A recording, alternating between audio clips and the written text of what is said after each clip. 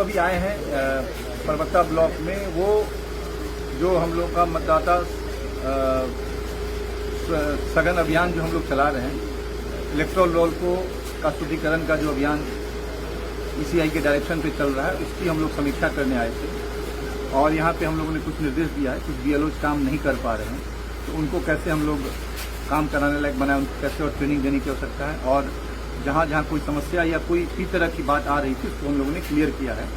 और इसमें आप लोगों के माध्यम से मैं क्लियर करना चाहता हूँ कि ये जो सघन मतगणना अभियान जो चल रहा है, इसमें कहीं कोई समस्या नहीं है। और सभी जो हमारे वोटर्स हैं वो अपने घर में रहेंगे और हमारे कर्मी बीएलओ, सुपरवाइजर या अन्य हमारे जो कर्मी हैं वो लोग उनके घर पे जाके उनसे फॉर्म प्राप्त करेंगे। और फॉर्म भरने में किसी तरह की कोई समस्या नहीं है। जो अपना फॉर्म स्वयं भर सकते हैं वो स्वयं भर के देंगे, और यदि नहीं भर सकते हैं तो हमारे बीएलओ और हमारे सुपरवाइजर जो है वो फॉर्म भरवाएंगे।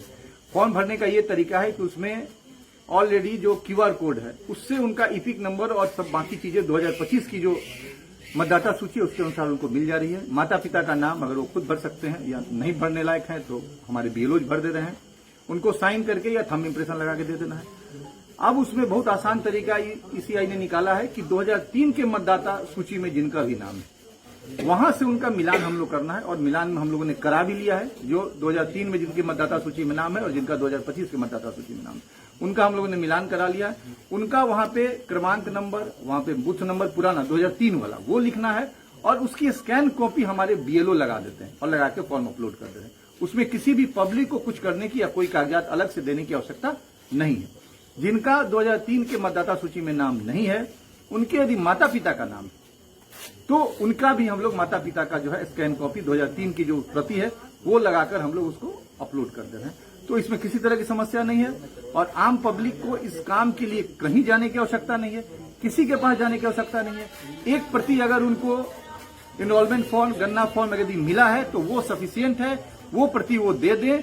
वो बीएलओ अपने रजिस्टर में उस प्रति को रिसीविंग करते हैं और उसको लाकर अपडेट करते हैं। इसमें किसी का गणक पत्र कहीं खोने वाला भी नहीं है। अगर रिसीविंग 2 प्रति नहीं मिली है तो 1 प्रति ही मिली है, तो उसमें कहीं खोने वाला नहीं। इसलिए नहीं खोने वाला है कि सभी बीएलओ का मॉनिटरिंग हम लोग कर रहे हैं, और जो गणक पत्र इनको मिला है वो बाई नेम मिला है। और बाई नेम मालूम है कि 1103 गणक पत्र हम लोगों ने बीएलओ को दिया। तो ये यदि गणक पत्र 1103 नहीं लौट के आता है तो उसके बाद जो हमारा सेकेंड स्टेज का काम है 10 तारीख के बाद, वो हम लोग प्रारंभ करेंगे कि कहां कहां से गणक पत्र नहीं आया है, और वहां पे जाके हम लोग दस्तक देंगे और उनके घर पे जाके बात करेंगे। आपने तो अगर वो कहेंगे नहीं हमने फॉर्म तो दे दिया और बीएलओ ने रख लिया, तो सीधा बीएलओ पे कार्रवाई और एफआईआर होगी। और यदि उनके पास पड़ा हुआ है और उनको नहीं अभी भी समझ में आ रहा है तो उनको फॉर्म भरवा के लाकर करेंगे। इसमें बहुत अच्छा ये पहल है, और इस पहल का सकारात्मक पहलू आप लोग जान रहे हैं कि क्या पहलू है। जो भी बाहरी नागरिक जो हमारे देश में रह रहे हैं उनका एलिमिनेशन होगा, और जो एलिजिबल हमारे नागरिक हैं जिनका वोटर सूची में नाम होना चाहिए, उन सभी का इसमें सूची में नाम दर्ज।